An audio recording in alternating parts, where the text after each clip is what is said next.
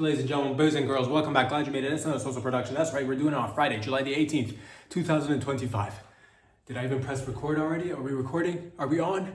Yes, we're on. Perfect. Thank you for joining me. It is Friday, July the 18th, once again, 2025, wherever you're tuning in from, whether it's Canada, it's mi familia, further down south, United States of the Americas, over there, Mexico, South America, Europe, Asia, Africa, Antarctica, over there, and Papua New Guineas, of course, as well as the Portugals, over there in Spain, and the Finnish people, the Swedish people, Swedish House Mafia, over there in Senegal, over there in Zimbabwe, over there in Nigeria, over there in the Koreas, all the stands, Kazakhstan, Kyrgyzstan, Uruguay, former Yugoslavia, Serbia.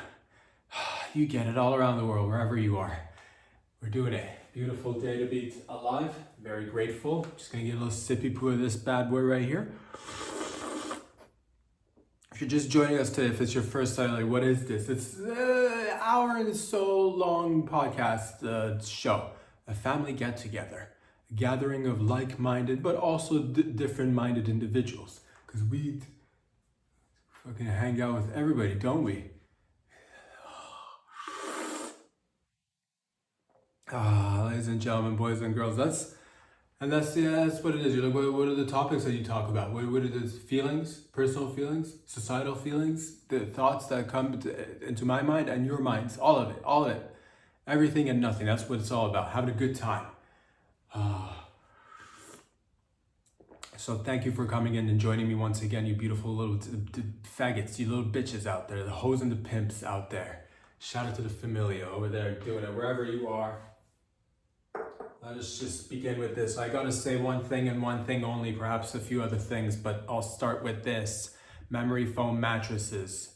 They should only be sold probably to single people. I don't want any more, couples going out there buying memory foam mattresses. Why would any couple invest in a memory foam mattress? Single person, let's go through why it makes sense for a single individual to buy the memory foam mattress. You're a single person, I can relate to that. You're out and about, taking care of business, hustling and grinding and a hustling, swinging, out there slanging and swinging, slanging dick, picking up the puss.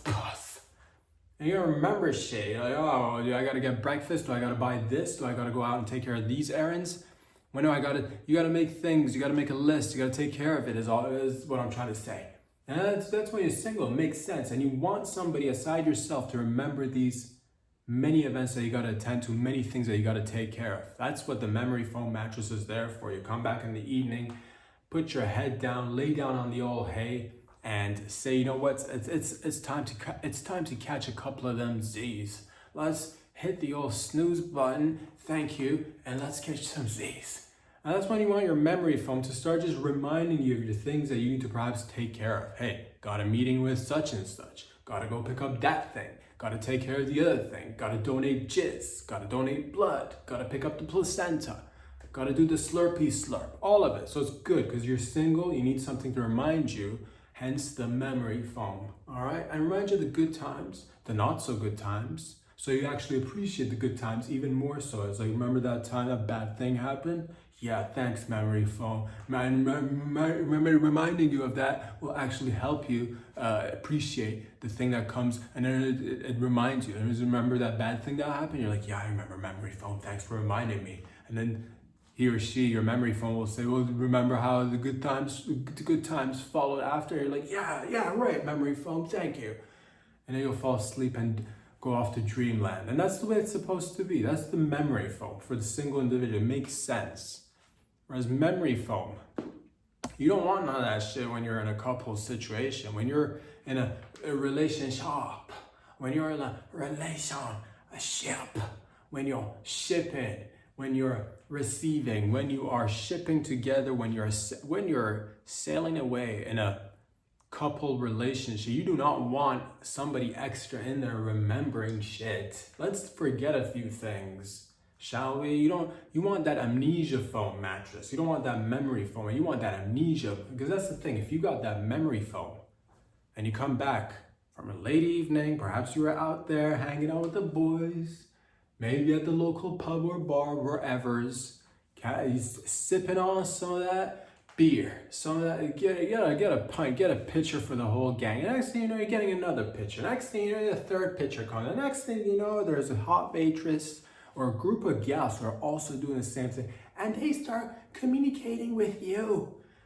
The next thing you know, there's music in the background. Next thing you know, eye contact is being exchanged. Next thing you know, hey, let me go get somebody. Let me just send these hot chicks over there a drink or a pint or a pitcher on us boys. How does it all sound? I'm like, don't worry about it, Brad. You're already in a relationship. Don't, if anything, let somebody else send a pitcher. You're like, no, I insist. Brad sends a pitcher. Next thing you know, Brad is caught up in a whole situation because now he's conflicted because there's eye contact, there's sparks going on. Next thing you know, he might forget he's in a relationship, a committed, beautiful relationship. Next thing you know, they are making out. Next thing you know, he is exchanging phone numbers. Next thing you know, plans are being made. Next thing you know, on a beautiful day next week sometime when Brad's lover is out to work or wherever she may be, hanging out with the gals, talking about how great of a guy Brad is. Brad brings home the gal that he met at the pub or bar. Next thing you know, legs are being put on somebody's shoulder. Next thing you know, panties are being lifted up. Next thing you know, somebody is going down on somebody else. Next thing you know, somebody is female ejaculating on somebody's memory foam. Next thing you know, it was a one-time thing. People get caught up with emotions. Life is long. Everybody makes mistakes or whatnot. Everybody has life experiences. Let's just remember this one time. It was a beautiful thing. Just so happens that she too is also in a relationship. Everybody parts ways. And next thing you know, you're like, you know what? This actually reminded me that I love my wife, my girlfriend, my guma, whoever I'm dealing with. And I don't need to go out there and get extra puss. No, thank you. But this will just remain inside of me for the rest of my life. And that'll be it. And that's the way you planned it. And that's the way it's gonna, and you know what? Maybe you'll make it up to your lover. Maybe you'll make it up to your girlfriend or your wife by buying her something nice. Maybe just pinching her cheek and be like, here you go, sweetheart. Here you go, sugar tits. These are for you. Flowers, chocolate, and maybe some jewelry. Who knows? And you think it's all good. It's all done and dealt with. But next thing you know, it is evening time and a few weeks have gone by. You think everything's smooth sailing and you put your head on the pillow. Next thing you know, the memory foam mattress starts yapping, starts talking. Oh, you don't want to be sleeping there, Tracy. That's where the other female ejaculated, over there on the mattress, on the side of the mattress. That's where, and then next thing you know, Tracy's like, what? What am I hearing?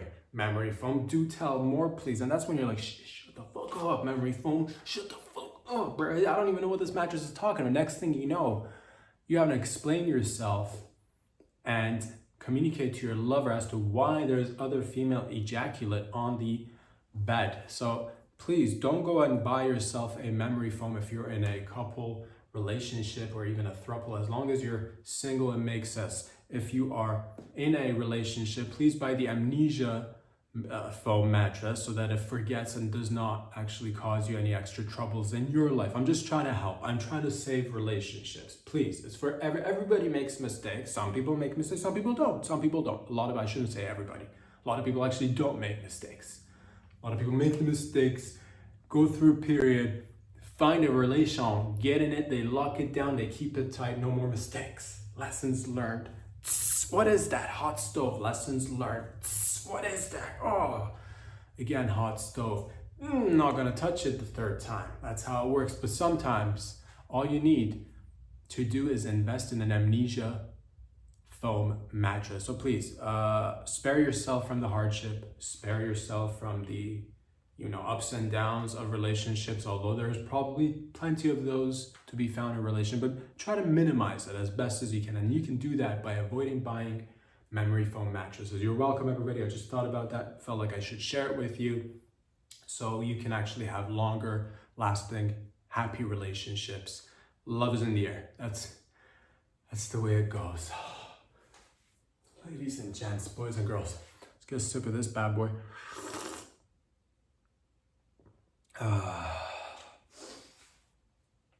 lot of people have been asking themselves thinking to themselves, asking the interwebs, talking amongst each other at the water cooler, in gyms, and the book clubs, and film clubs, whatever, in the bowling alley, at the local movie theater. People are chatting. People are asking themselves, they're like, oh, I just wish I could smell a little bit more like jizz. I wish I could smell a little bit more like semen. How could I do this? And they are frustrated. People are a little bit, just trying to, and you're not alone. I just want to let you know you are not alone. If you are out there and you've thought about it and you've talked to other people and you've hit a brick wall. So you're like, I don't know what else to do to smell more like jizz.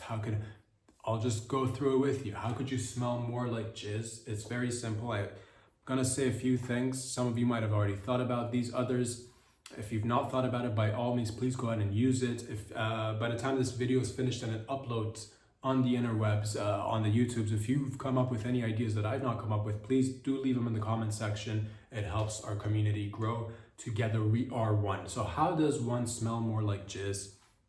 The question that is on everybody's minds. First of all, what items on your person are you trying to get to smell more like jizz? Are we talking about just, I want my underpants to smell a little bit like, more like jizz, just because I've heard about the pheromones and I want it to smell more like jizz. What you got to do is instead of taking your underwear to come, leave your underwear on and jizz in your pants. Therefore, you get more jizz in your underwear, and that's how it smells more like jizz. That's just the underwear. You're like, what about my pants? I do want my pants to smell more like jizz. Well, there's a remedy for that. All you got to do is jerk off and take the jizz that comes out of your cockhole, rub it a little bit on the front, the back, the sides of your pants or your skirt or your whatever, your tutu, whatever you may be dealing with. This could be a female who wants her stuff to smell like jizz. You could also resort to your male and ask him to give you some of his jizz so you can rub it all over your stuff. You're like, what about a blouse? It works perfectly well with a blouse as well. So don't think that, it should only go on, lower bodily parts and that's it. I can't possibly get any jizz on my sweater or my blouse. You certainly can get more jizz on your sweater and on your blouse, and it works perfectly fine. You can just, put a little bit on your chest, put a little bit behind your back, put a little bit just under the collar, lift the collar, apply a little bit of jizz. Do you ever get those loose collars, fellas? How many times have you had a loose collar when it's just flapping in the wind and you're like, I want something a little bit more sturdy? Applying a little bit of jizz will not just enhance the smell of your clothing, but also give you a little bit of a more, proper looking collar. You got that collar, set it, lift it, apply the jizz, set it down, and let it just do its magic. Like, what about turtlenecks? Turtlenecks are amazing because you can put them on your torso, your sleeves, but also you got that, again, longer collar, which you can lift, apply the jizz underneath, roll it back down, and that's how you get your clothes to smell more like jizz. You're like, well, that's just everyday clothing item. What about my jacket? What about my parka, my winter coat? You can certainly apply jizz to your parka or winter coat. You can put it on your, again, sleeves.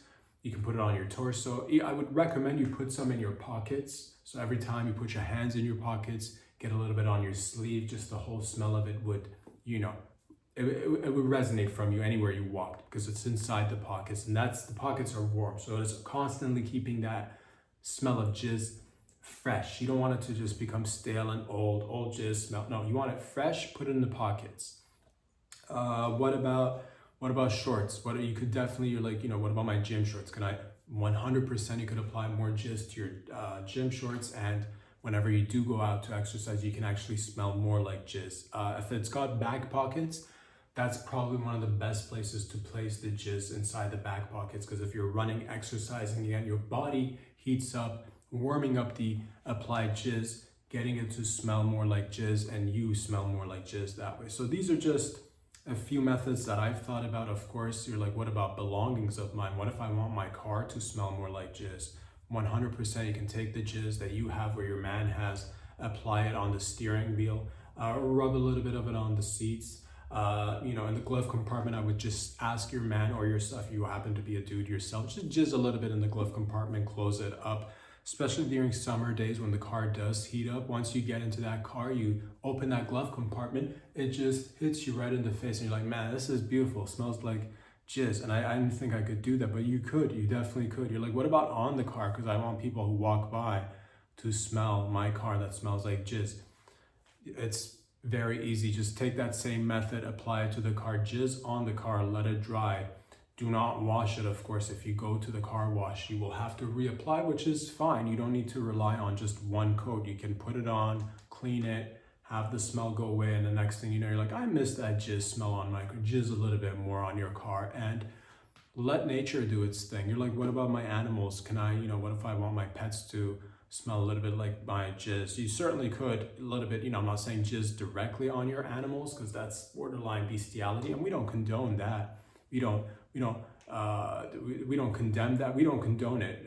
We don't condone that shit. So I would say jizz a little bit on the palm of your hands, or ask your man to jizz on your hand and then rub it on as you're petting your dog or cat, just on top of their coat. Nice little thin layer of your jizz, or your boyfriend's or your husband's. And these are just some simple methods as to which you can go ahead and apply jizz to everyday items. And it could be utensils, it could be your laptop. You could put a little bit, never heard anybody to put a little bit of, just a thin coat of jizz on your keyboard. So every time you're typing, you get that nice waft of, oh, this laptop smells like it's my jizz, or my boyfriend or husband's jizz. And these are just, again, some items that I've thought about. If you have any other, and I'm sure, I'm certain you can actually come up with more ideas. So please don't hesitate if you've gone ahead and applied jizz to more items so that it could smell more like jizz.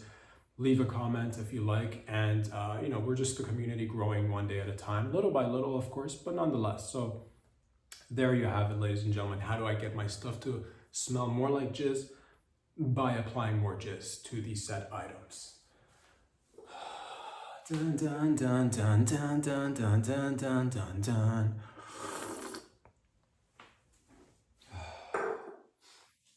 Period boasting is, of course, an activity that everybody likes to partake in. Of course, not everybody can boast about periods. One reason is because half the population are males and they don't have periods, so they'll have to rely on their counterparts, their girlfriends, their mistresses, their wives, to be able to boast about periods.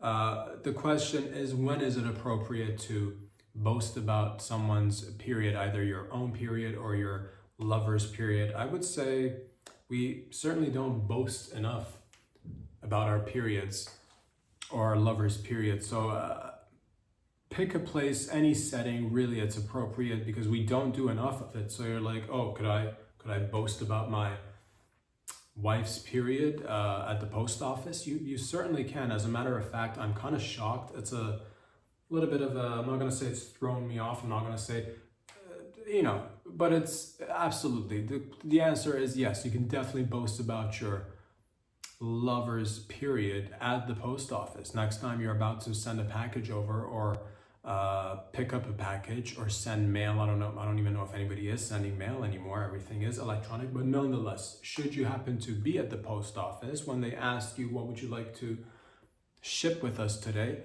Just be like, here's the package. How much do I owe you guys? And might I add that my wife has a beautiful flow, and you'll be surprised as to the results you'll get. Most of the time, people are so deprived of period boasting that they'll be able to share with you either about their own experience of a period, if they happen to be female, or if they happen to be male, maybe somebody that they know happens to have had their period. And you can now find that common ground and be like, yeah, it's great, because my wife's period is just unbelievable. It just goes on for days, and the next thing you know, you're exchanging how many days your wife or yourself or the other person is having their period, and you're like, I go for 3 to 4 days. If you're a female, you're like, you can talk about it. I just want to reassure you that it's okay, because if the female behind the cash register, she hears your 3-4 day bleeding, she might be like, I'm the same. I bleed for 3-4 days as well, and you might just actually be able to just reach into your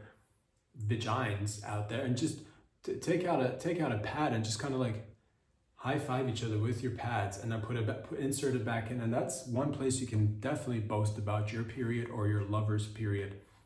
Another place where you could boast about someone's period is definitely at the gym. I would highly recommend that.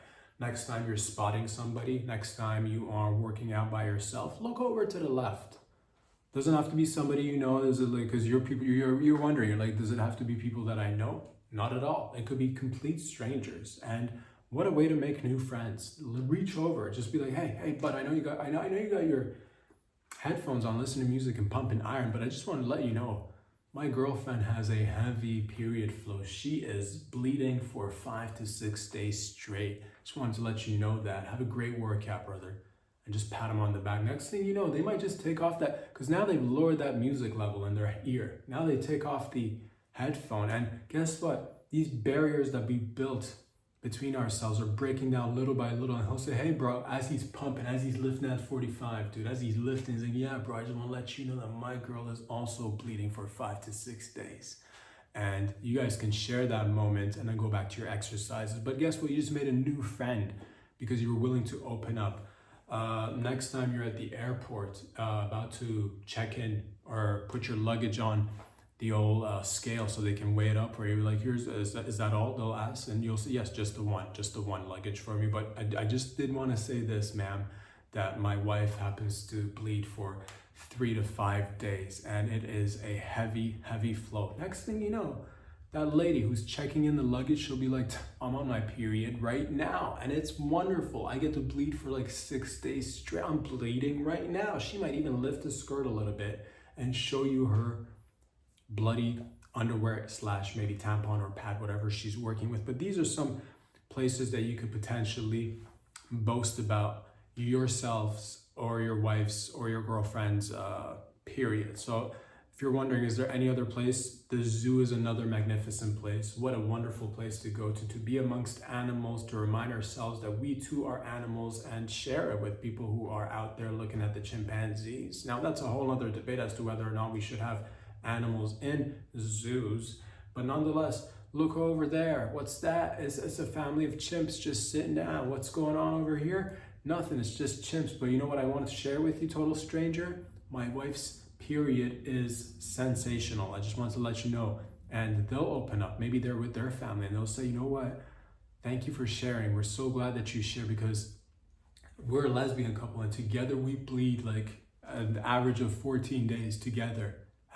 Just heavy duty, just blood on blood, just tripping on each other and bleeding for 7 days at a part, but we sync up. So it's like technically it's twice, but it does sync up. So it's 14 days because 2 people, but it's like, it's 7 days of really a lot of blood. And you're like, oh my, thank you for sharing that. So these are just, regular folks having real conversations. If it was on your mind, you're wondering, where can I boast about myself having a period, or somebody that I know having their period? Literally anywhere. The public library, I would start there. The local mall, I would start there. Little by little. It doesn't have to be like, oh, do I need to travel thousands of miles to boast about somebody and their period? No, 100%. You could definitely do that down the line once you get more comfortable. Travel to far destinations. Go to the Middle East. There's a ton of places. Go to Europe. Go to Africa. Boast about your period or somebody that you know and their period. So the sky's the limit. Don't limit yourself. Start locally. I would say that once you get more comfortable, spread your wings, and there's so many places you could go. And there you have it, folks. You're welcome. I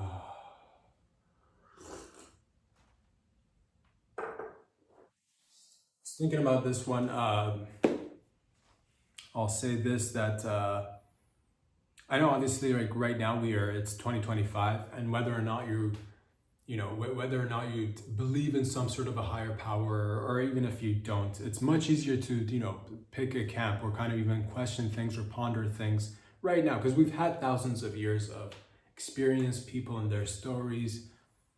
But the first people who might have, had religious experiences, or may have like the people who were specifically, I guess, speaking with God or having God speak with them, these fellows might have, I was just thinking about this, because I haven't even read the Bible. That's one of the books that I've not yet read, but every time I add it to the list, another book pops up and I'm like, I'll read this one and then we'll get to the Bible next. And then it just keeps getting put. But one day, you gotta pick them when the feeling is right. You gotta pick them when the feeling is right. But nonetheless, I am a very minimal amount of familiarity with a couple of characters, like the famous ones. Moses, obviously a big deal in the Bible, I think, in the whole, the biblical stories. And when I believe Aaron, his brother, also, not as famous as, not as high ranking, but still up there. And their experience, I'm just thinking to myself, the first time people had experiences of either hearing God or speaking with God, and it's, again, it doesn't matter whether or not you do believe or don't believe. It doesn't matter. The stories, take it for what it is. It's just having, because again, right now, thousands of years of experience. You have a little bit of, again, you can pick initially in the early days when you were amongst the first people to kind of have that revelation or whatnot, must have been very trippy, because you might hear, Moses might have heard God speak with him, and he's like, oh, this is trippy, dude, this is weird. And God's like, do not be tripped out, my son. I'm God, Moses. I don't know how God would say, ooh, as he's stroking his long beard, his white beard. I don't know.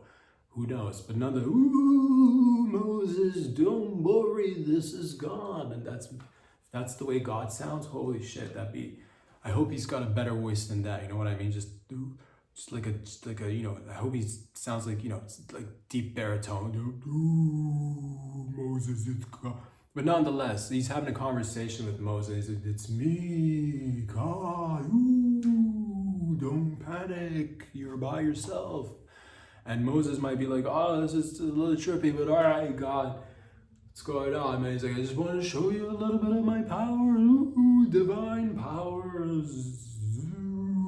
He's like, why don't you just talk normal, God? And God dropped it. He's like, all right, fine. Want normal talk? We'll get normal talk, Moses. Just want to let you know I'm out here. I got your back. And he's like, well, thank you. Speaking of having backs, it's been, the Pharaoh and the Egyptian Pharaoh it's kind of a pain in the ass. Can you help out a little bit? Power hungry folk who want to rule over masses and whatnot. The whole spiel. And he's like, yes, fine, I get it, and I got your back. Here's what I need you to do, Moses. Take your staff. You got your cane, you got your pimp staff. That's what it was. It was a pimp staff. A lot of people think that people carried staffs because they were shepherds and farm folk. They were not. They were pimps. Think about it. Why? Think about it. It's allegory. The shepherding business of animals is actually, allegorically speaking, it's about pimping. I'm not mistaken. I may be completely off on that, but I'm gonna go with that. My gut tells me it was a pimping business. He's like, take your staff, take your cane, take your staff, and take it to the Pharaoh. And in front of him and his magicians, toss your staff on the ground. I'm gonna have it turn into a snake, and then revert back to a staff. And Moses might have heard this. And again, this is not thousands of years of experience of being human, at least, biblical, the biblical time span, at least, that we're talking about. This is early days. These are people these are first subscribers. These are the first initial followers, listening and following and shit. So he's like, all right, I'm gonna, take my word for it, Moses. And Moses was like, all right, okay, but I'm not gonna question it. I trust you. I'm not gonna question. I'll do this shit. But if it goes wrong, if I throw my staff in front of Pharaoh and it doesn't turn out to, turn into a snake, I'm just gonna look like an idiot. They're probably gonna kill me, you know that, right? They're probably gonna, don't worry, Moses, I'm God. He said that, and Moses was like, tough. All right, I guess I'll do it, dude, but fucking turn it into a snake, dude. Can we practice right here, right now? No, it must be a one-time thing. Maybe I'll do it later. But no, let us all enjoy the excitement, Moses, together. And he's like, fine, I'll do it. He goes and, makes an appointment with the Pharaoh and his magicians. That, I'm gonna do this thing just to show you that there's God and divine power and stuff. Because the Pharaoh was up there, hierarchically speaking, he was up there. He kind of was a god. He was a god, semi-god, God, Pharaoh, king, God, better than God. He's trying to play God is what they were trying to do. Goes in front of him and his magicians, throws down the old staff. The staff turns allegedly into a snake and reverts back as Moses picks up the old staff by the tail and reverts back into a staff, or a pimp cane, if you will. And that was crazy. That was crazy that happened. But again, taking that leap of faith is, and the initial days must have been, because it was life or death. Again, we have thousands of years of experience. It really doesn't have that much of a consequence on anybody's life. But imagine you having to be like, oh, I'm going to have to throw a cane on the ground or a staff. If it turns into a snake, they'll believe me. If it doesn't, it's probably not gonna bode well. It's probably not gonna go well. It's gonna be like dragged off into some dungeon and have his brains taken out of his nostrils or whatever they did back then. It doesn't matter. But he does that, and he's like, oh, sweet deal. And I don't even know the full story. I've not read into this in depth. I'm just talking about the full experience of having that kind of faith and going out there. But that's one thing. Having that faith by yourself is fine. But then he apparently, I believe there was another time. Maybe it happened around the same time, but I'm not sure if God spoke with his brother Aaron directly, or maybe he told Moses to tell Aaron, but I believe Aaron tried the same thing. He did it too. He at one point, maybe it was God, ooh, Aaron, look what I did for your brother. Ooh. It was like, what's up? This is weird. What do you want, God? And it's like, here, take your staff like your brother and toss it down to the ground. It's going to turn into a snake. When you pick it up, it's going to revert back to a staff. Do it. Trust me. It's pretty cool. Do it. Because they loved magic back then. We still love magic today. Because they do it in front of the Pharaoh and his magicians. So then Aaron went and tossed his staff to the ground and it turned into a snake. And then Moses had his magicians take their staffs, toss it to the ground, and then turn into snakes. The big difference was that Aaron's snake devoured all the other snakes. I guess establishing two things. One, the existence of God, I guess, in that sense, and two levels of power, because there's man-made power, man-made magic, and then there's divine power, divine magic. So that was an instant, which I found fascinating. Again, this is not us in modern time. The first people, whatever you may think of this story, it's amazing that somebody had to have that conversation. I can't believe two brothers might have had that conversation. Like, yo, Aaron, broski, just go ahead, toss your staff to the ground. I'm telling you right now, it's going to turn into a snake. He's like, dude, I don't know what the fuck you're talking about. Again, you've been up on that hill all day, all night for 3 days, smoking God knows what, inhaling God knows what, and you're coming out here and telling me to take my staff and toss it to the ground, have it turn into a snake and revert back. This is not gonna, he's like, trust me, dude, I did it the other day, totally turns into a snake, completely turned into a snake. He's like, oh, all right, Moses, fine, take your word for it. Just say it must have been a fascinating conversation, or a fascinating thing to see and experience. However you want to take it, whether as a real story, or as an allegory. It could of course be an allegory, which I thought about. If it's not if you don't want to take it direct word for word, it could be just an allegory for, again, thinking about it, extrapolating. Take a stick that's seemingly dead, toss it to the ground, have it come back alive into a living snake, or have life at least running through it. It's kind of an allegory. This might have been the first, and again, they couldn't talk about it like we talk about issues today. I think this might have either been a sign for divine power, or the first, pitch for a dick pill. It might have been a first pitch for a dick. It could have been the first blue chew. The old staff could have been an allegorical reference to male penis. Having it dead and not working, erectile dysfunction. Take a product, divine power. Apply it to said stick. Have the stick come alive. When you're finished with it, it reverts back to a regular stick. It could have been, I'm thinking about this, and thank you for joining me for thinking about this together. Now we're thinking about it together. It could have been the first gas station dick pill, but again, made by, you didn't have so many companies. It was just, everything was made by God. So it could have been God's pitch. Could have been God, could have been the first episode of Shark Tank, really, if you think about it. The sharks being the Pharaoh and his magicians, the salespeople being Moses and Aaron, the product, divine elixir, power, however you want to consume it, doesn't matter. But the point is, I think it was about a dick pill. That's what I'm trying to get to. But leave a comment if you like to, try that pill. God, take a dick pill and turn your dick into a snake. I'd like to see that. We don't have that. Thousands of years of human advancement and we still don't have any pills that turn our dicks into snakes. I'd like to see that. If you've got that, I'm pretty sure actually we can probably find something in Southeast Asia that's not FDA approved. Neither here or there, it's just food for thought. But that's the way she blows. Nonetheless, ladies and gentlemen, what are we even talking about? I don't even know, dude. Where are we? We're right here together doing it. What else is going on, ladies and gents? I believe robots are metabolizing. That's a fun fact for you out there. If you didn't know, robot metabolism, that's a thing that's happening that scientists, us together, we've created, which is nice. And you're like, what is it? I just found out recently, so I don't know if in full depth what it is, but the gist of it is, up until now, we just had regular electronics and robots, and they used to make them.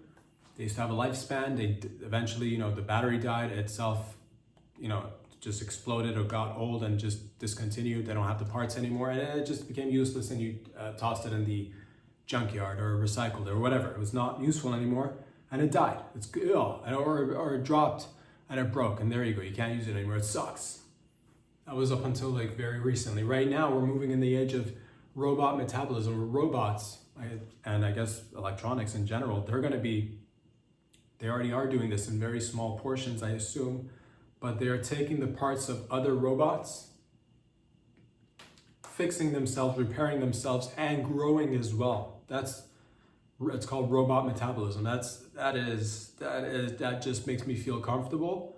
Makes me just feel warm inside, because now robots can potentially fix themselves and live forever and not ever die and grow as well. Not just, it could just live as an iPhone for 7 years, merge with as a microwave and become a microwave iPhone. It could become a microwave iPhone, and that's both comforting and a little bit concerning. It could be dildo for 5 years. Next thing you know, dildo also microphone for the next 7 years. It merges as you see your dildo just you juice it up one last time. You're like, I really had this dildo for 5 years. I don't know if it's gonna go on any longer. And then one day around Christmas time, it'll just you'll see something crawling, or you're tired, you've had a little bit of eggnog, and you see something you look out the window. What's that crawling on the snow? Is that my dildo crawling? Doing the snake? Nah, can't be. Go to sleep, wake up the next morning, find your dildo having merged with an airplane. It's an airplane dildo in your backyard. Oh, God, freaky. But they're doing that. It's kind of crazy. I don't want to see it though. I don't want to see it. I just want to see the end result. Whenever the electronics or the robots do decide to start ingesting and consuming and building and growing themselves, I don't want to see the act itself. It's very similar to a skin shedding its skin. Just makes you want to throw up. Do it in your own privacy. I don't want to see a computer eating a smaller computer, or just merging together. All of it, just two computers just fucking grinding. Listen to 90s hip hop, just grinding you've gone to a club. You want to hook up with some chicks or something. You want to pick up some dudes, and all you see in the corner is some fucking Windows 95 trying to merge with a MacBook, just trying to become Macsoft. It's disgusting. What's next? Robots having sex with robots and creating baby robots, and then eating the baby robot's placenta, electronic placenta, taking the robot's arms and putting it up their ass and eating it through their assholes, because they're not like humans. They don't need to eat with their mouth. They can just take the limbs of a dead robot, put it up their rectum, and have it turn out to be a new component or part of them. And it's kind of good in a sense. The positive is that it helps with recycling items. We could always, I guess, not to get me started on recycling and that fucking pyramid scheme, but nonetheless, I guess it's kind of good. Does scare me in a sense where they find out if they need to replenish or regenerate. What if they start eating animals or humans to grow and repair? You're like, oh, that could go into the military, and that'd be kind of scary as well. That'd be nice in terms of recycling. Not so nice if they find out that they could learn to, grow and repair on meat and bones. That'd be scary. That'd be terrifying. I don't want that. I'm not signing up for that. Don't want it to happen, but it could, because now they're doing it to themselves. It's exciting times. It's exciting times, and I'm here for it. I just don't want to see it, unless it's eating humans is not. I don't want to see. I don't even want to see people eat food. I don't want to see another a computer or robot eating little fucking just gigabytes of this and that, a little gigabyte of a little old BlackBerry just plugged from the junkyard, and this little robot is eating it. I don't know how I feel about it. Are they gonna defecate? That's another concern, because I guess we're somewhat used to the human anatomy and animals defecating and shitting and pissing, but I don't know how I'm going to deal with robots pissing and shitting. I don't know, because it says metabolism. It doesn't say, it's not talking about the whole digestive process, but who knows where it goes. The future is bright, and we're doing it together. So there you go, ladies and gentlemen. The robots are metabolizing, which is nice. So don't toss out your old computers and robotic parts, whatever you got. Keep that dildo. Keep it. That flashlight will probably get eaten by a newer flashlight and become even a bigger flashlight. Or a flashlight with 2 components. A flashlight with both a vagina and an anus. If that product has still not been made, I'd like to say that we're patenting it right now. Somebody timestamped that the first time introducing, hey Shark Taint, would you like to try the new flashlight? One that consists of a vagina and an asshole. And now you can have it, because we made it right now here together. The new and improved flashlight. 2 holes for the price of 1.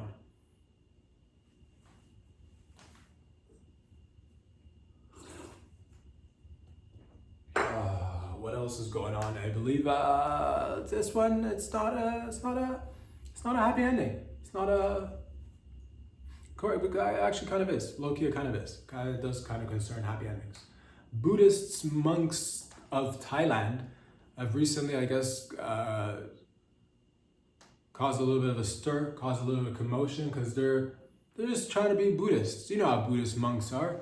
You know how religious, practitioners of any group, the hardcore practitioners of religious sectors of society, you know how they are. They're very, for the most part, if you happen to be if you're a Buddhist monk, or if you're a hardcore priest, or the hardcore rabbi. I don't know how all the different religions work, but if you're hardcore Orthodox or whatever, if you've taken that, vow of celibacy, you're not supposed to be doing the sexuals, and it's a lot of tension. It's a lot of pressure on people. A lot of pressure. They've been recently, I guess, making news because they went out there and they're like, you know what, we're Buddhists, non-materialist Buddhists, but also we're gonna low-key, the higher you become more of a Buddhist, sometimes the monks have levels. There's levels to everything, as we've learned in life.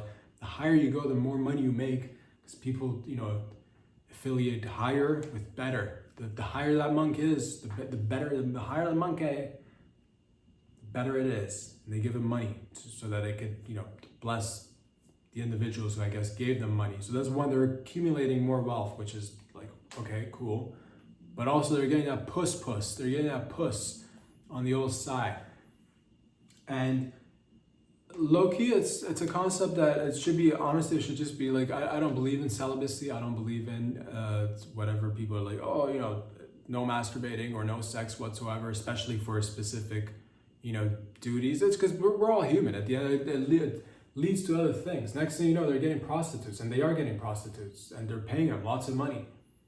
And it would have been fine, because back in the day, prostitutes, low-key, there was a code of conduct. There was there's an honor system where you get paid, you got money, and you kind of went away. It didn't, but nowadays, it's you get prostitutes, there's, bank accounts, there's the images, everybody's taking photos of themselves and prostitutes, or the prostitutes are taking photos of themselves with their clients. There's no more, the whole point of people going to prostitutes was a little bit of it was that whole, let's keep this between us, and let's not even know each other on the first name basis. Let's just it's a one-time thing or several times a month thing, but then it's just monetary. It's just a monetary exchange. And you keep it a secret. That's the way it is meant to be done. But nowadays, these prostitutes, these hoes are going out there and, getting exposed. It's becoming a whole thing. And these poor monks can't be doing their monk activity. They can't, like, you know, they're going out, they're trying their best. They're trying their best to be, you know, holy people or whatever, better people, morally higher, better people. And they want to get their dick sucked on the side. And who could blame them? Who could blame them?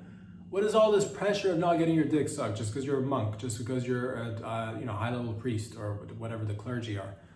So in any religious sect, it's just too much pressure. So I just want to say it's been on my mind. It's a little bit, you know, it's disheartening. It's a little bit like, because it's not like they're bad people. They're making a ton of money. Yeah, and I know Buddhists are not supposed to technically, a lot of religions, you're not supposed to be technically, you know, funded and, you know, wealthy and all that. But like, it's 2025 though. It's modern times. It's modern times, and it's like, and everything is merged with everything else. There's no pure, you know, system that's completely and solely working by itself, whether it's governance or religions. It's a combination of everything, sort of. It's kind of like a Tex mix, if you will, of everything. So I just find a little bit like, let's give them money, let's allow them to make money, and let's let them get their dick sucked, so it doesn't become a whole thing. They could still be good people as long as it's not going out, because that's one thing that this is another thing. If we keep repressing these religious sectors of society, whether it's collectively, of course, I've got nothing to do with this shit. I don't care what they do. But there needs to be some sort of like, you're dealing with people at the end of it. It's crazy to ask people not, one, get married if you're like, again, a priest or a monk or whatever. It's crazy to ask people not to masturbate or have sex. It's because you're human at the end. And I know you gotta, like, that's what it takes to do. Maybe a little bit of sex. Maybe not as much as like an average, you know, citizen, but a little bit of sex. So because if they don't, that's how it leads to, you know, they go out there like, oh, I've not had sex or touched myself for 7 years, and all of a sudden, next thing you know, you find out they're molesting young kids in the mountainside. That's what you find out. That's what you find out. Because if they could just have regular, normal sex, it wouldn't lead to that. I think, unless, I don't know, whatever the fam wants. Leave a comment if you want either or to flourish. You know, sex with the monks and the religious practitioners of planet Earth. Leave a comment. If you're like, no, let's have them repress it and then go off. You know, just like have a get together and just like molest a couple of kids. Once in a while, to have them do that, then leave a comment. Whatever the masses want, we'll give them that together. So that was something that I read and thought about and wanted to share with you guys and gals out there. There you go. So let your voices be heard. Let these monks get their dick sucked, so they could be normal humans.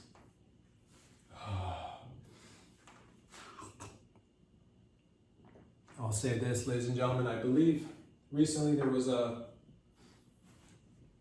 Coldplay concert somewhere happening, and it's a sad story. It's a story of how the music industry, how musicians and rock stars are sometimes causing marriages to fall apart. You could say that Coldplay causes divorce. You could say that because a Coldplay concert was going on somewhere, and at one point or another they used a jumbotron and captured two people, I guess, kind of cuddling and, like, you know, doing a little kissy here and there, a little huggy, cuddle, and kissy, just, you know, being cozy at a concert. And it's apparently, as soon as they were on the jumbotron, turned out that they weren't actually a couple, that they were like parts of two different couples, meaning they were cheating during this concert. And initially you might think that these are just individuals who are cheating outside of their relationships, and that's what they want you to believe. That's what these rock stars and musicians want you to believe. But the fact of the matter is that Coldplay causes divorce. Coldplay causes breakups. And that's not just Coldplay though. That's just rock and roll. That's just how it goes. People and these are just two people who were captured on the jumbotron, who happened to be in different relationships, but then got together because they were overtaken by the power of music. That's what music does to you. So they heard the music and forgot about their significant others, and then kind of started bumping and grinding with each other because they were in the moment. That's what it's. Can you blame them? I certainly can, because that's what music does, man. That's what rock and roll does, and it's, you know, it's Coldplay out there playing, and all of a sudden, next thing you know, you're like, is this my wife? Is this my girlfriend? It's just, you know what, close enough. Close enough. And there you have it, ladies and gentlemen. So Coldplay causes divorce. They say if you actually listen to some of the music, you can hack in reverse. Listen to some of the Coldplay records in reverse. You can hear the devil saying, get a prenup, get a prenup, get a prenup. Why the devil get a prenup? Get a prenup, some marriages won't last. Get a prenup. You can see, if you play it backwards, you'll hear that, which is, again, I don't know, I'm not here to judge or anything. I'm just saying good people can get overtaken by the power of music, satanic music that is, and, you know, make mistakes. It wasn't, the people, they do call it sometimes a religious experience. It's a lot of emotions. Surrounded by thousands of other people, just, you know, vibrations going through your body, you're having a good time. Next thing you know, like semi-erect behind another female. And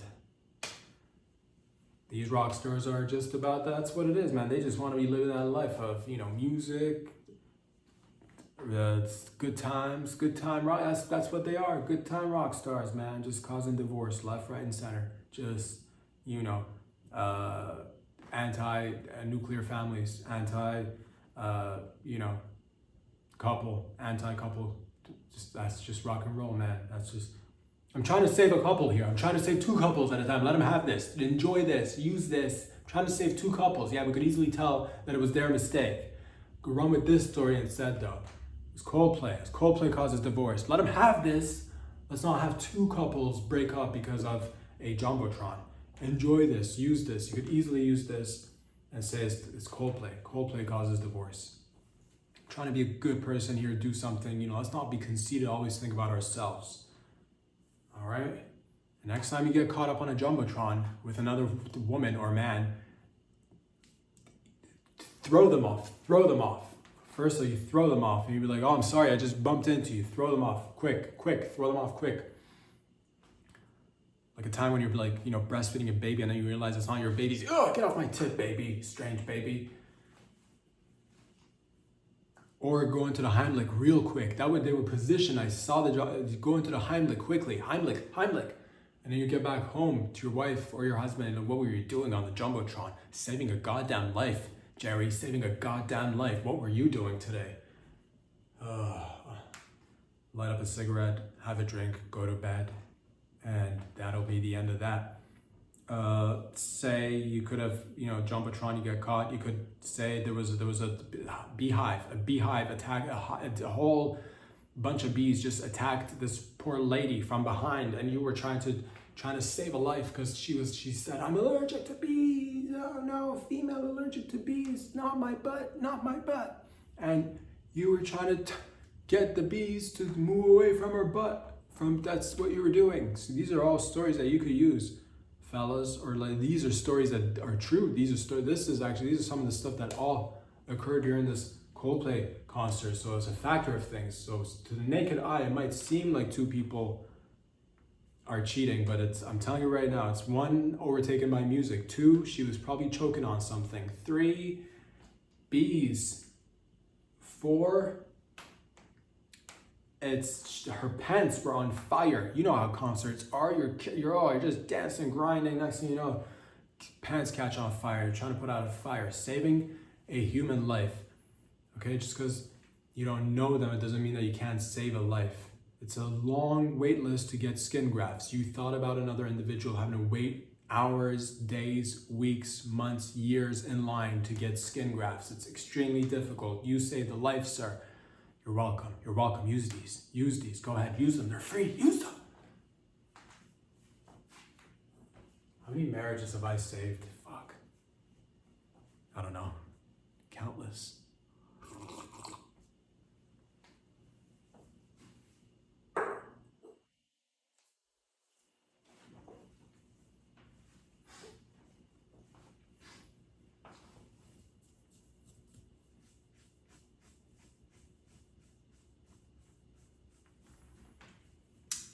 How do you go ahead and crush your balls? That's a great question. Thank you for asking. How do you go ahead and crush your balls?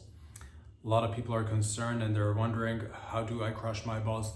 First things first, grab your balls. A method that you could use, just directly use your fist to punch your nuts and you can crush your nuts. So there you go, that's one way you can go ahead and crush your nuts. Another method you could use is grab a hammer. Everybody's got a little hammer somewhere, right?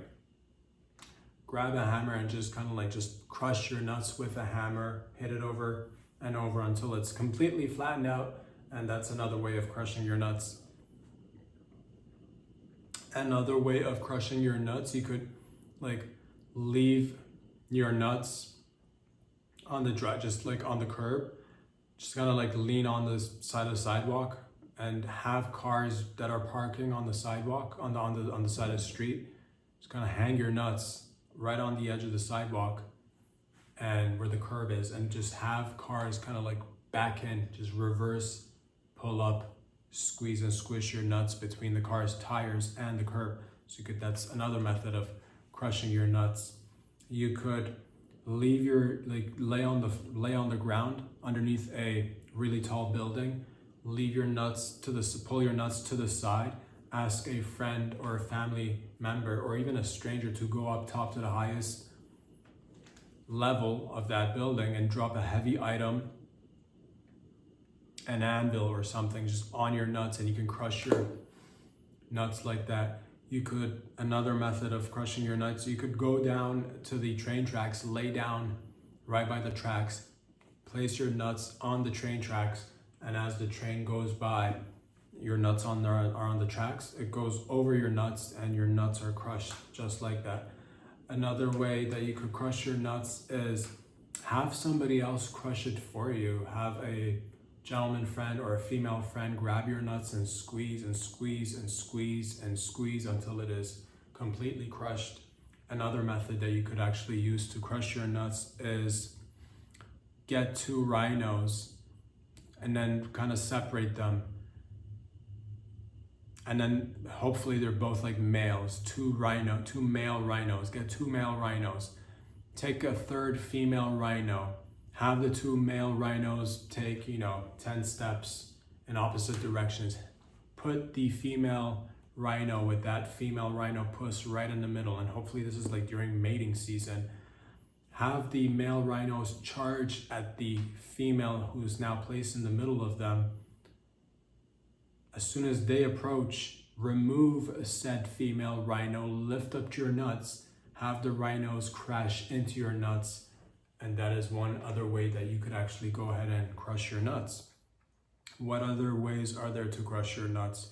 You could actually, get a heavyweight boxer to take your nuts, place them on the ground and just pound on it just once or twice. And these guys are professionals, so probably one punch and your nuts are completely crushed. These are just some ways. If you've come up with alternative ways of crushing nuts, please do leave a comment. Helps the entire community grow. We're all learning together, and information is key. Knowledge is power is key to success and all that. So do it. If you've got crushed nuts, let us know how it feels. And we're just doing it together, ladies and gentlemen. So there's no I in team. There's no, oh, I don't know how to crush my nuts. I wish there was somebody who could help. I got you. You're welcome. I got you.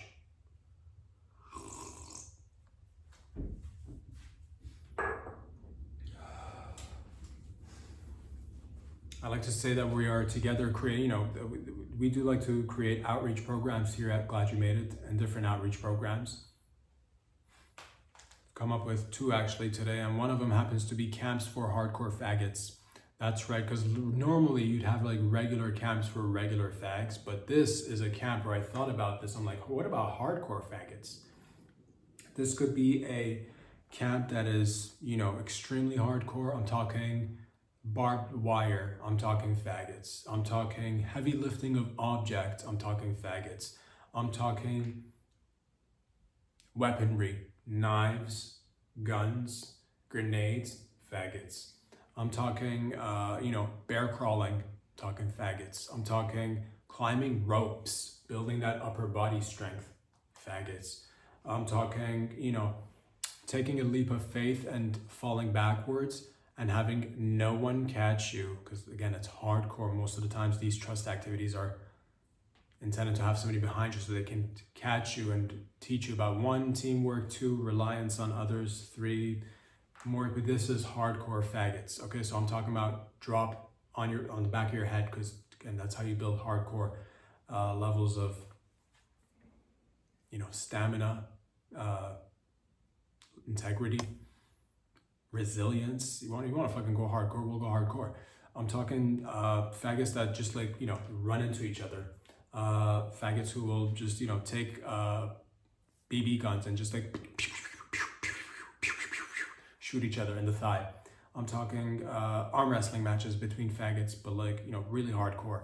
Heavy metal music going on, probably some, you know, hardcore gangster rap playing, heavy duty. This is not just like, oh, you're like, oh, I thought this was an activity for just regular faggots. This is not this is a camp that we're creating. Hardcore faggots, not just like, oh, everything is pink and, you know, ribbons and butterflies. No. We'll shoot down any ribbons and butterflies and ribbons should we see any at this camp, because that's separate camps for everybody. But we got to have a different camp for hardcore faggots too. So it's something that I thought about creating. And if you'd like to join, just, you know, sign up for the hardcore camp for faggots. That's what it is. That's what it's there for. Why else would we create it? There's plenty of other camps, but you have to create different camps, and that's what we created together. Again, it's not just I don't want to come and say that I created it. It's all of us. We did it together. It's a team effort. It's a community. You know, it's a community that's part of other communities. Different communities come together, form as one, grow, and be strong together. So again, if you're like, oh, I wonder if there's any, you know, is there a hardcore camp for faggots? And now there is. Now you got one. Now you got one. And there you have it, ladies and gents. So help yourselves. If you know anybody, sign them up. And there's tons of activities. There's tossing, you know, just logs, tossing rocks, giant rocks over their shoulders. These hardcore faggots will do anything. Just, you know, rolling down hills, just blindfolded, tossing each other off a hill, just tumbling down the hill, because it's hardcore shit.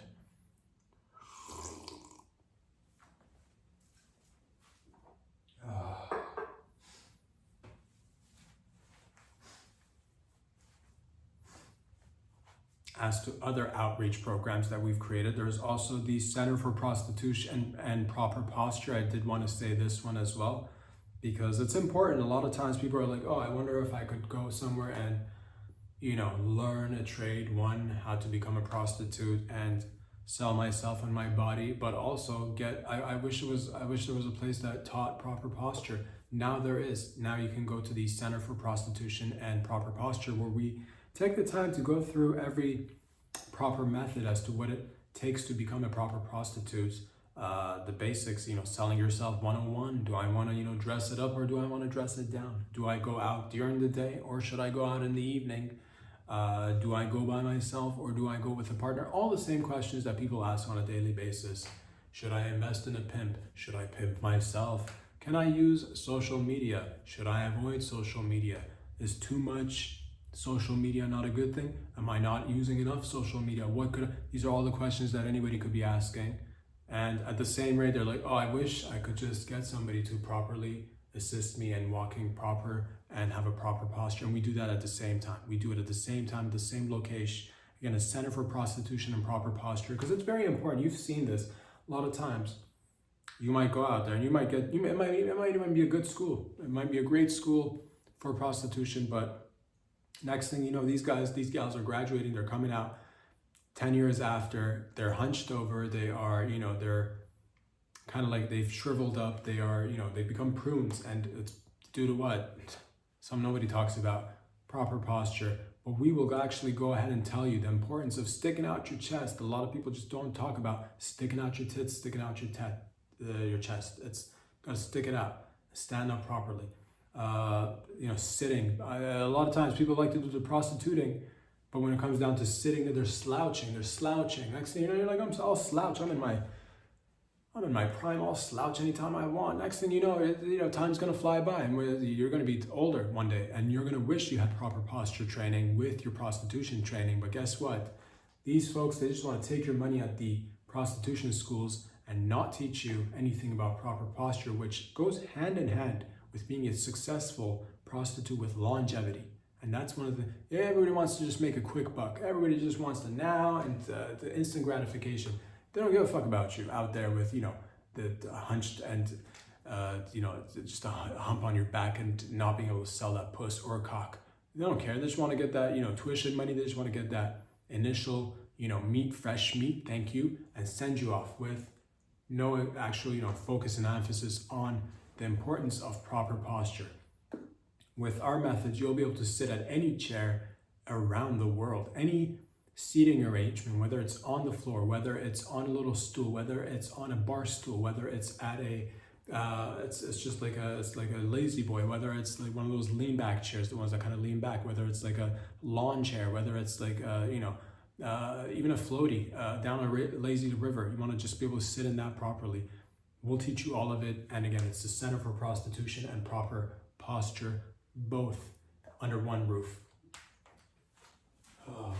You're welcome, of course. This is, again, I do want to say this. You're wondering to yourself, how do I have time to run all these different schools, these different businesses? And it's just a matter of, yeah, sure, we all have the same 24 hours.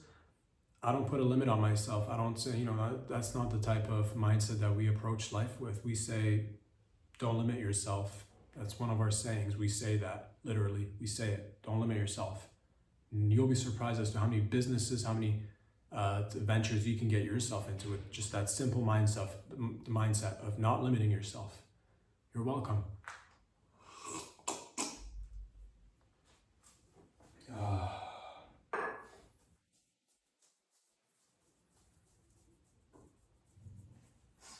A lot of times people are wondering to themselves, they're like, oh, I'm so glad that there are sweatpants. I'm so happy that there are sweatpants out there. But I just wish there was some sort of pants that was made specifically for jizz pants. Like if I could just jizz in these pants, because sweatpants, males, females, you can sweat in those, but you can't female ejaculate in those pants. You can't jizz in your regular pants because they're just sweatpants, and they're made for sweating. They're not made specific for jizz or female ejaculate. Until now, that is. We've teamed up with a lot of companies out there. We're talking about it. We'd like to team up with whoever is out there who's interested in making a new product. I'm talking. Let's call out the big boys. Let's call out the Nikes. I'm talking about Adidas. I'm talking about Puma. I'm talking about Reebok. I'm talking about, let's go Lululemon. You know what I mean? Let's just figure it out. Because what's with all the sweatpants that's available in the market, in an already oversaturated market of sweatpants, yet we're not making any pants for jizzing and or female ejaculating, which is a terrible waste. Because a lot of times people are like, I'd buy those pants if I could just jizz in them, but they can't, and people get sad and they go off into the distance and remove themselves from society simply because there are no pants made for people who like to jizz in their pants and or female ejaculate in these pants. Until now, we have the technology, we do have the fabrics. It's not like we don't need to create a whole new factory to build these jizz pants. It could be the same factory, just allocate a different sector or during certain hours of the day. Start creating pants that are for jizz, and you could actually sell them as jizz pants or female ejaculate pants, and people could, standing in a line, jizzing in their pants easily, because the pants are made for not sweating, because you could sweat anywhere, but you can't jizz anywhere because of a lack of jizz pants. Or you're like, oh, I'm a female, I like to female ejaculate while I'm doing Pilates, but I guess I can't because these pants are sweatpants. Don't want to look like a total idiot. You wish you could female ejaculate in your pants, but I know you're like, I'm tired of looking. I'm not even going to bother anymore. I'm not even going to put myself on the market for jizzing and or ejaculating in my pants. There's nothing out there until now. So I'd like to again call out the big boys and say, if you're ready to put your money where your mouth is, give the people what they want, and that is a pair of pants that they could comfortably jizz and or female ejaculate in, and go out there with full confidence knowing that these pants are meant to do the job that they were made for. So Just like to say that we've taken the initiative of coming up with the idea, but we do need backers to go out and start manufacturing this and scale it up.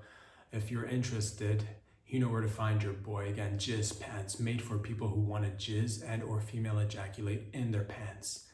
You're welcome.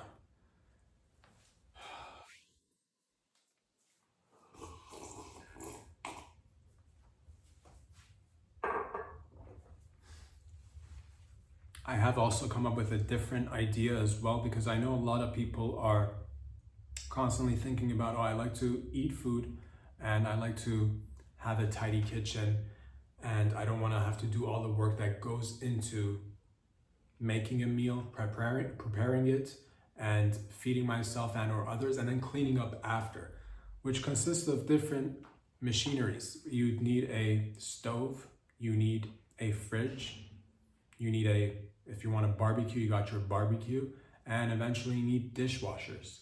So this is, again, these are 4 different machines that you need to rely on. Again, fridge, stove, barbecue, dishwasher.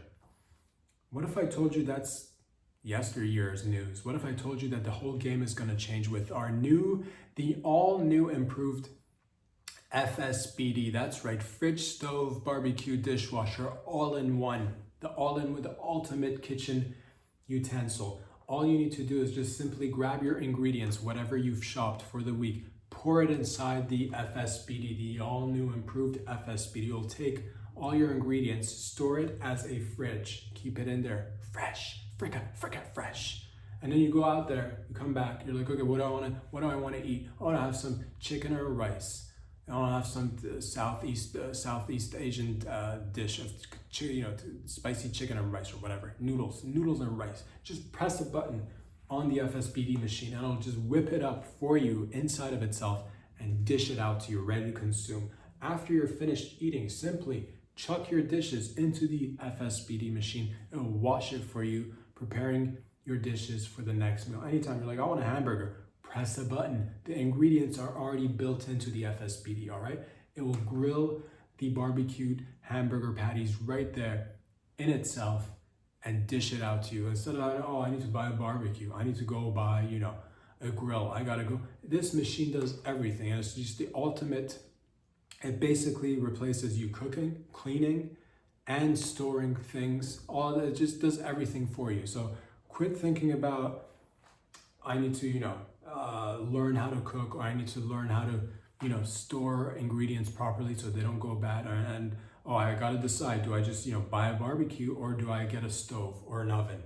You can have it all in one. Again, it's called the FSBD, the fridge, stove, barbecue, dishwasher machine. You could get one right now if you'd like. It doesn't exist yet, but you could definitely get one right now by calling 1-800-732-33231-456. And by the time it's ready, you'll be one of the first recipients of the world-renowned FSBD. And make all your guests who come over, just make them gasp and go into shock and just be turned on and kind of like overwhelmed with the just the amount of goodness that you're putting out there with your FSBD, and kind of like low-key show off to them in a sense, because they won't have it, because there are fools when they heard this great infomercial, they're like, I'm not gonna buy an FSBD. Where's all the smoke and that barbecue going anywhere if it's indoors? They're low-key worried about dying, and they're kind of puss. They're a puss, and I don't want you to limit yourself. So what if the smoke of the barbecue gets inside the house and you kind of like suffocate a little bit? Like, open a window, all right? Quit being a whiner and go ahead and do that. So you're welcome. Of course, I did create this concept by myself. I'm not going to take full credit for it because, again, we do need investors to come in and create this FSBD. But I do want to take this time to timestamp it right here, right now, the FSBD, the all-new improved FSBD. Again, that's fridge, stove, barbecue, dishwasher, all in one package. All right? Ladies and gentlemen, you're welcome out there. And I'll just say this, because there's a lot of people doing a lot of things. We're not in the same lane. Let's say I'm not in the same lane as like all this. Yeah, a lot of people are talking AI and, gigawatts and, ginormous data centers, which I respect. I get it. Like, there's a Mark Zuckerberg out there who's creating one of the world's, he's competing with OpenAI, he's competing with Google, everybody's trying to build that artificial intelligence, that general artificial intelligence, or that generic artificial intelligence. I get that, and it takes a lot of resources and time and energy. Some say it's going to be one of the biggest ones. He's making a data center so large, a multi-gigawatt, giga please, please. Yeah, he's out there creating a large data center that's going to be just taking all the data and putting it in this center. And it's going to be the size of Manhattan. I've heard this. So he's busy doing that. I'm busy doing this shit. We need all of it. Because yeah, it's great to have that. Because other countries and other companies are doing the same thing. So yeah, general artificial intelligence. If you were like, could I get a job at the FSBD factory? You certainly could. Could you also get a job becoming a general artificial intelligence creator? You definitely could. And I'll help you with that. Even if I don't care that you don't want to work at the FSBD factory. I get it. Yeah, I get you want to be all super clustered right now and creating general artificial intelligence. So the things that I'm going to help you with is preparing how to get a job at a gigafactory. First of all, it's multi-gigas, and that's a lot of gigawatts. All right, that's a lot of watts. So work on consuming more gigas and more watts. If you'd like to apply for those jobs, I would recommend you brush up on your artificial intelligence lingo and programming. Show up with a good attitude, a nice, just a clean shirt, maybe a tie, but it's 2025. Also, nobody wears ties unless some people wear it, but just clean outfit. Go out there with a clean outfit, because there's just tons of jobs out there, creating a lot of jobs. A lot of people are just being plucked in the market. Just people are being plucked, and billions of dollars are being spent on this shit.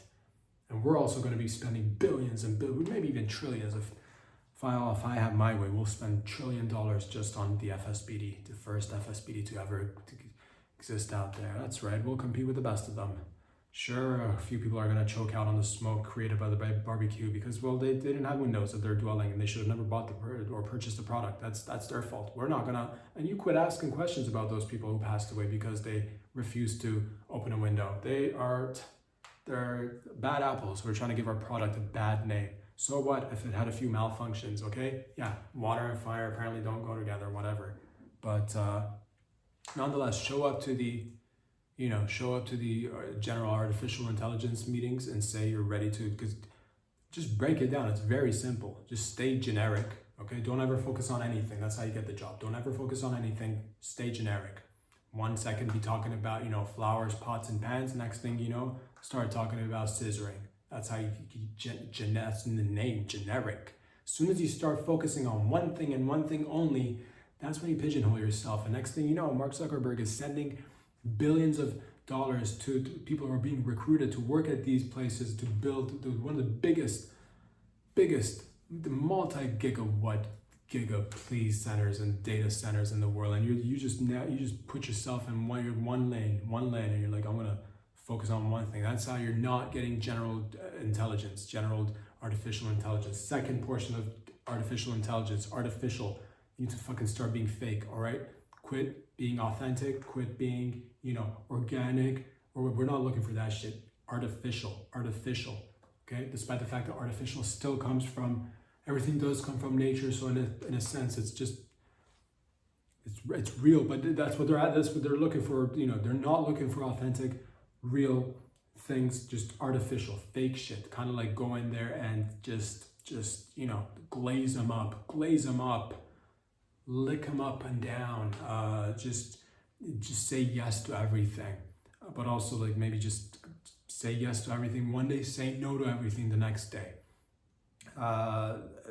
Artificial, just if you could remove your limbs and kind of start giving into, if you got bionic limbs and you go in there and there's a fella with regular human limbs, I bet you're gonna get the job because you're already in there. You already have artificial anyway. If you got a fake tit, you are in. If you got if you're like missing a leg, if you got anything amputated and you're walking in there with like a wooden or like, metal leg, you are, get it because you're artificial, you're getting in there. That's how you get your foot in the door. That's how you get your bionic foot in the door. That's how you get your bionic cock in the door. If you got a bionic cock, if you are trans, they'll probably accept you quicker than they won't accept you because, authentic human body, organic, the way it was made, as opposed to trans. It's man-made, it's artificial. Intelligence. Anything that has to do with intelligence is just another word for information, power, it's key, knowledge. These, so go in there and be like, I'm all about it. I'm all about artificial, fakeness, generic. I'm generic as it comes. And intelligence is about just gathering information and collecting it, and you essentially want to create a super cluster. And a super cluster it's great because it's super, of course, very simple. It's not fucking not super. It's not a regular cluster. You know what I'm talking about? Not fucking everyday, regular schmo cluster. It's super. It's great. It works out. It takes steroids. It perhaps flies around with a cape. It's super. And it's a cluster. It means it's messy. It's a whole bit because it's a lot. It's taking a lot of data. It's going to be collecting a lot of data. And that's how you got that job, man. So you're welcome. There's billions of dollars being spent on these data centers that'll collect the data, and we'll figure out what we're going to do with it at the end of the day, but we'll get down to business when the time comes, when we need to get down to business. But for the meantime, sign up for the FSBD if you want to work at the factories. Again, we are a little bit more looser than, the general artificial intelligence hiring centers, but and maybe we don't have as much money. Whatever, it doesn't matter. The point is, it's a growing business, and everybody's gonna want an FSBD in their fucking kitchen. I'll tell you that right now. Until next time, ladies and gentlemen, peace out. Get out of here.